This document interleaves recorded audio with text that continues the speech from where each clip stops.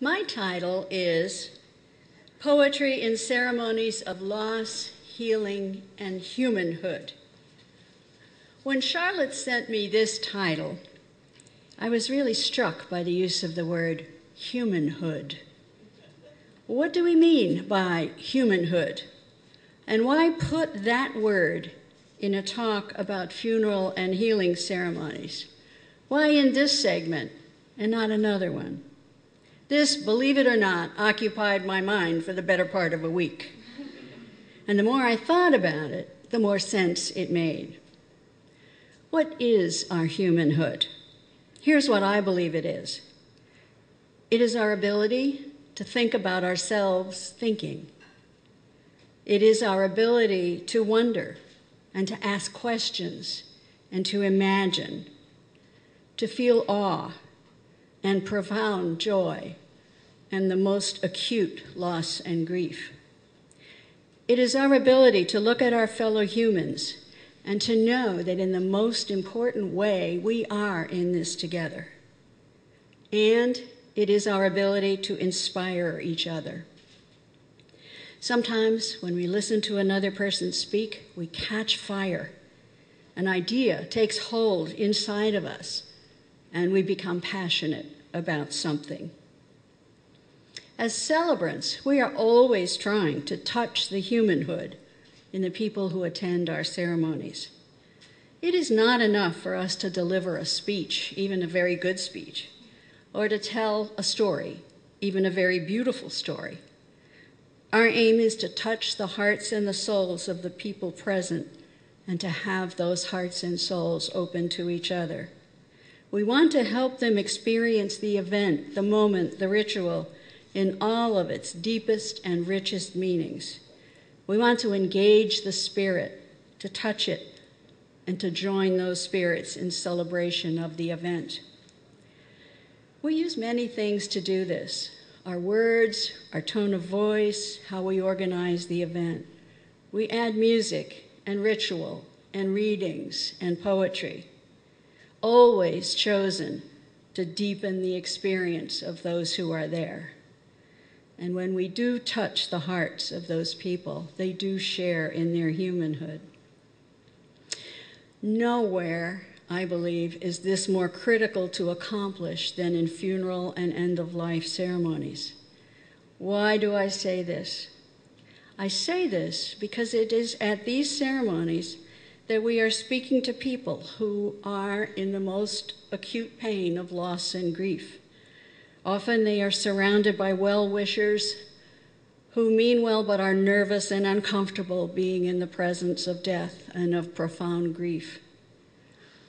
And what happens to us as human beings when we feel the worst pain we can feel? We feel totally enveloped by that pain. It fills every fiber and every cell of our bodies, every thought and feeling that we have. And it is almost impossible for us to imagine that we will ever feel happy again. And we feel alone. That pain creates a wall around us. We feel separated from life and from other people. So one of my goals when I write a funeral ceremony is to touch the humanhood in the people who are there. I want to pierce that bubble of isolation the grieving are in. I want to talk about, in my words, in readings, and in poetry, the unanswerable questions that people ask. What is this life all about? What happens after we die? What do I want my own life to mean? How can I make the most of my life? How can I reaffirm my commitment to the people that I love? I want to remind them that we are all together in this life and that none of us knows for sure what happens after life as we know it here ends. I want them to feel the spirit within them, however it works for them, that does know that there is something bigger than ourselves that we cannot comprehend. It's not necessary to give people the answers as if I knew them or you knew them anyway. It is in the sharing of the questions that we join in our humanhood. And I am not trying to cheer people up.